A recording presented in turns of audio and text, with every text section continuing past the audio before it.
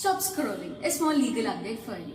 ఇప్పుడు ఒక ప్రాపర్టీ ఉంది, ఆ ప్రాపర్టీ పార్టిషన్ తర్వాత వచ్చింది. ఇప్పుడు ఆ ప్రాపర్టీని మనం సెల్ఫ్ ఎక్వైర్డ్ ప్రాపర్టీ కింద కన్సిడర్ చేస్తామా, లేదు అంటే జాయింట్ ప్రాపర్టీ కింద కన్సిడర్ చేస్తామా? ఇదే question Angadi Chandranna versus Shankar and others ఈ కేసులో రైజ్ అయింది. ఇక్కడ సుప్రీంకోర్టు ఏమని చెప్పిందో చూద్దాం. ఫస్ట్ ఫ్యాక్ట్స్ అనేది చూద్దాం. ఇక్కడ ఏమైంది, చంద్రన్న అని ఒక పర్సన్ ఉన్నారు. ఈ పర్సన్ కి పార్టిషన్ తర్వాత ఒక షేర్ అనేది వచ్చింది. వచ్చాక వీళ్ళ బ్రదర్ దగ్గర నుంచి కూడా అప్పు చేసి మరి ఆ షేర్ అనేది కొనుక్కున్నారనమాట. అయితే ఆ కొనుక్కున్న ప్రాపర్టీ అనేది వేరే వాళ్ళకి అమ్మేశారు. ఇప్పుడు చంద్రన్న వాళ్ళ పిల్లలు వీళ్ళు ఏమని చెప్తున్నారు, నువ్వు ఎలా అమ్మేస్తావు, ఆ ప్రాపర్టీ అనేది అమ్మలేవు, ఎందుకు అంటే అది యాన్సిస్ట్రల్ ప్రాపర్టీ, ఆ ప్రాపర్టీ మాదవుతుంది అన్నారు.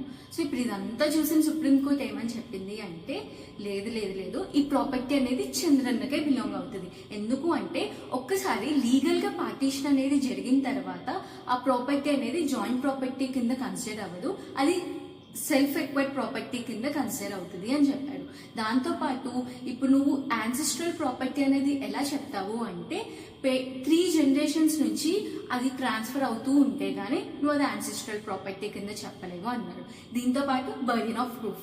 జనరల్ గా ఒక ప్రాపర్టీ ఒక జాయింట్ ఫ్యామిలీలో ఉన్నంత మాత్రాన ఆ ప్రాపర్టీ అందరిది అవుతుందని మనం కన్సిడర్ చేయలేము. ఒకవేళ అది సెల్ఫ్ ఎక్వైర్డ్ ప్రాపర్టీ అని ఎవరైతే క్లెయిమ్ చేస్తున్నారో బర్డెన్ ఆఫ్ ప్రూఫ్ అనేది ఆ పర్సన్ మీద ఉంది, అంటే ఇక్కడ చంద్రన్న మీద ఉంది. సో అప్పు చేసి నా డబ్బులతోనే నేను నా షేర్ కొనుక్కున్నాను అని ప్రూవ్ చేయడంతో సుప్రీంకోర్టు అనేది ఈ కేసు ఇన్ ఫేవర్ ఆఫ్ చంద్రన్నకి ఇచ్చింది.